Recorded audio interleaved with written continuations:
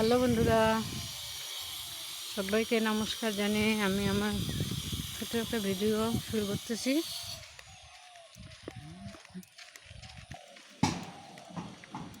আজকে একটু আলু লাগাবে, আজকে প্রথম দিন, তাই জন্য আমি একটু দেখতে যাচ্ছি।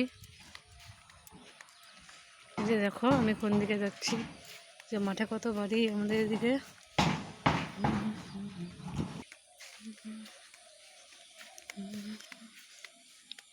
এই যে দেখো মাঠটা, এদিকে একটা নতুন বাড়ি হইতেছে, এখানে একটা ডোবার মতো।